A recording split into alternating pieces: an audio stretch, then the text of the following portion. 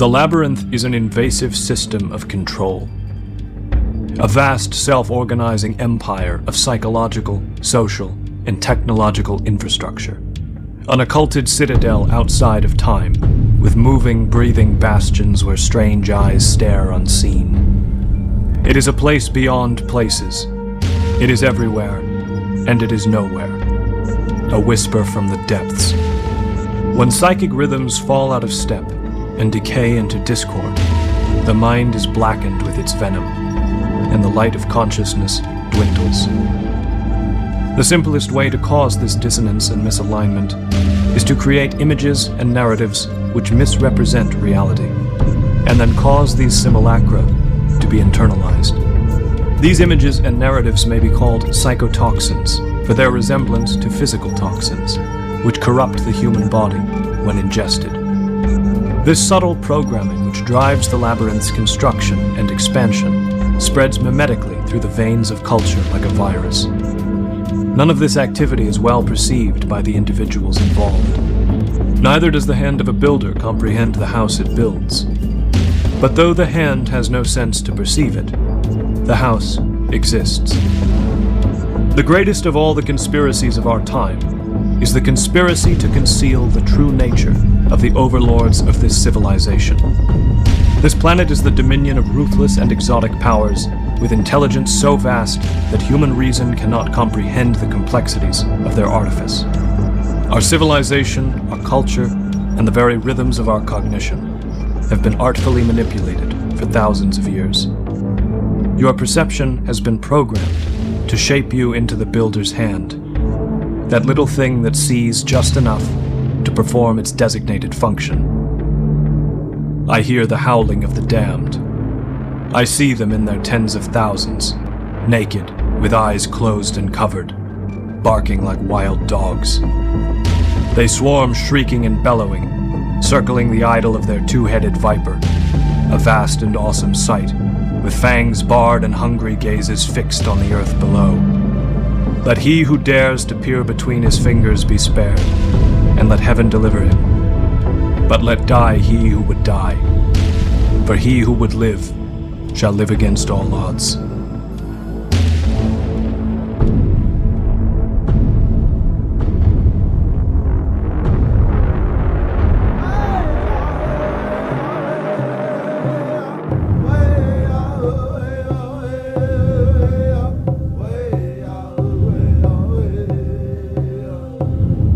Focus in order to suggest that we're sort of straddling the fence between the first half and the second half of evolution on Earth.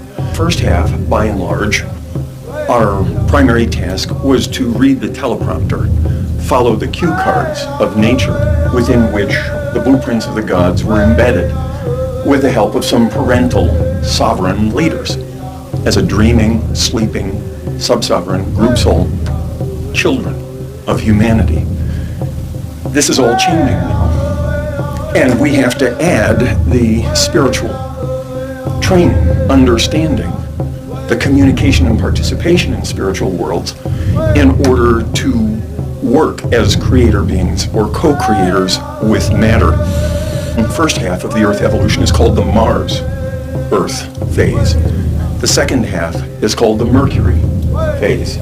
So in the Mars phase, we have the descending arc of spirit entering matter, sometimes called the fall. And it requires making space in matter for spirit. And we have to use our elbows and knees, fight for the space, plant a flag at the top of the hill. And so in the first half of human evolution, we have hard-wrought, step-by-step, solid ground to stand on. Institutions that back us up, cultural integration and expectations that support us. And now all that's evaporating. All of that is going to the wind, and the Mercury phase is the alchemical phase. Everything that's been glued together in the first half of human evolution, in raising matter up to spirit, we have to unglue everything that has been bound and glued.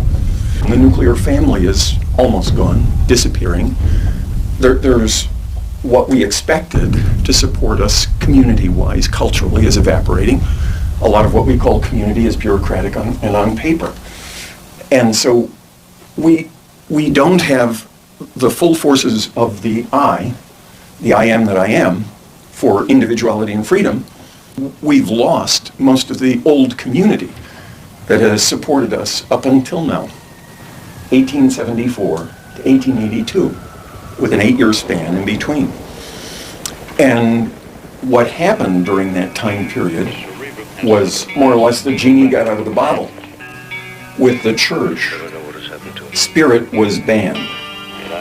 In the 11th canon of that council, they basically said, you may have body and soul, but spirit is to be theoretical, abstract, symbolic, or metaphorical. If you treat it as an autonomous real-time function, you're out.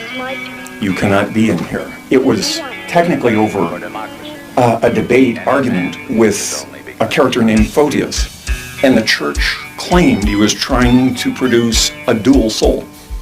But the issue is much larger behind that. And that was the permanent separation of the Eastern and Western Church from that point. The Eastern Church took spirit and guarded it, developed it, and in the Western Church it became a heresy. And then shortly afterward, you had, especially around the 10th, 12th century, you had the tremendous emergence of dualism. You eliminated the Trinity and you lapsed into dualism, the heaven and hell, vertical dualism. And you had to pay your tithe and cover your bets in the mutable soul realm. That was not guaranteed. Then after the scientific movement developed around the 14th century, and they slipped. They said, we're too smart for this stuff. We're not going to fall for this. But they created a horizontal dualism, the Cartesian split. The inner phenomena, the outer phenomena, nothing in between. The legacy of which we're still surrounded by today. The soul, what the Council of 869 did to the spirit. He said, if you treat the soul as an autonomous real-time function, you'll be out. You are not progressive, you are not in the scientific circle, you won't be quoted or cited. If you treat the soul, it's not helpful, but if you do, it's got to be theoretic, symbolic, metaphoric, and in actual science application, only in biofeedback experiment. Blood rate, heart rate, that sort of thing. But while they're doing that in the background, the forces of opposition are attacking the body. In the reductionist model, if you want it simpler, more efficient, more accountable, you just keep getting rid of things. The appendix, who needs that? What's it for? The tonsils, take them out. And it's getting to the point, the Cyberspace Manifesto of 1998 put it very succinctly. They said the last obstacle to electronic nanosecond networked freedom is the body. Now what was happening is that spiritualism was experiencing something from about 1848 on with the Fox sisters. And what happened with the Fox sisters up in New York is people would sit in a room and they'd talk to spirits. And the spirits would talk back and they'd hear rapping on the wall or in the fireplace, or the lampshade would lift up and down, or there would be noises, or one would hear voices.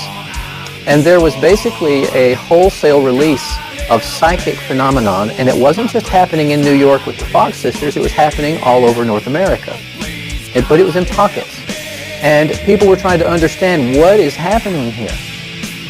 So I want you to know it wasn't just in one area, it was a national phenomenon. Me lying here like some freak in a carnival show. He is the armless, legless wonder of the 20th century. And the anticipation, the nervous anxiety of a horror movie. I'm thinking, what is it? What are they trying to do? What are they trying to do to themselves? Look, wherever there's a response, there's a need. So if someone needs to be scared to death, it tells me that they're not feeling enough. And then the other question is, why are they not feeling enough? Something is, they've lost the ability to feel, so they've got to be shocked. So what is happening in this picture? It's like the soul has a callus. You shock, shock, shock, and eventually the person's unshockable, so you have to raise the level of the shock to impress them. This is an odd time to live because you don't see much about good fathers. Telegraph to each other. You'll remember the more. And women are always fighting. Think about it. The dominant thing for a woman these days is fighting. Fighting men, fighting a job, fighting stupidity. Of course, the man is not present, or he's a fool. That's pretty much the media presentation, and heroes are only superheroes. Include the destruction of the family unit in the name of sustainable development. So what's happened is the role of the father has been erased. The mother's forced to be two, and there's no hero present except one that's not possible. Is this making sense to you? And at this time, Western science has dedicated a lot of its efforts to penetrating the 9 layers of the inner earth. Now, the biological womanhood has, with her reproductive system and her uterus, a 9-layered organism that is an antenna for the 9 layers of the inner earth. The 9-layered embryo is also part of that picture. Those 9 layers that he's talking about that are inside our planet are also inside us. So the planet's a big tuning fork and you're a little tuning fork and you're both vibrating together. So when he's talking about going into the 9 layers of the inner earth, he's talking about your subconscious, what Freud called the subconscious, parts of the psyche that are dark, things about yourself you don't understand, unpleasant manifestations. Okay, so when you're saying 9 layers, one of the more recent models that may be of use is the Enneagram. You know the Enneagram? 9 components of the personality, the 9 masks, in which you rotate from one to the next. Even if you don't know the Enneagram, you're familiar with the 4-element theory of the Greeks. Earth, fire, water.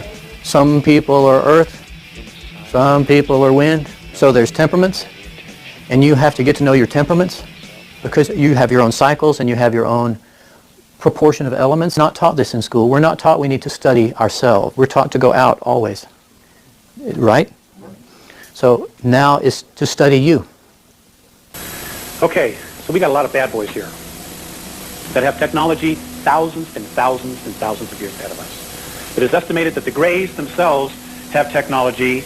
Now we're talking about clones. Most of them are clones who are being controlled. They have no essence. They have virtually no emotions. All right, that have technology 2.5 thousand years ahead of us. That's a scary thought. Then you've got the Orions who control the Greys, who are approximately 3.7 thousand years ahead. Nobody really knows exactly how far the Draconans are. Syrians, the Syrians are apparently 932 years ahead of us. Now, how many of you have heard of the Montauk technology? Okay, it's time travel, opening up, like Stargate, opening up time warps. Apparently that technology was given to us, prior to our government, by this group from Sirius B.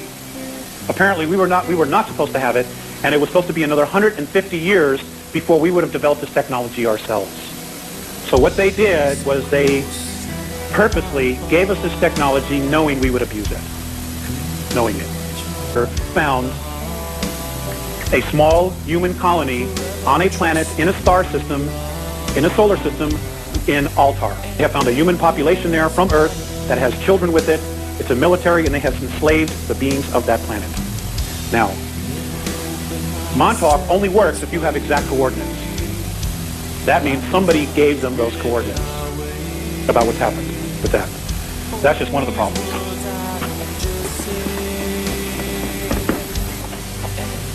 And the other problem that's evolved from this, the human extraterrestrial races that are benevolent. Now, many of the races are really pure. In other words, the Pleiadians mate with Pleiadians. Sirius A mates with Sirius A, the individual races. Well, apparently what's happened is that there's been so much interbreeding amongst these particular races, these human races, that they are now beginning to anticipate breakdowns in the genetic coding. The Pleiadians apparently are going to start experiencing this in the next 172 linear Earth years, where they're actually, for the first time in hundreds of thousands of years, going to see deformities at birth. Now, there's only one race that can help give them a genetic boost so that this breakdown does not occur. They say it's us. It's our genetics.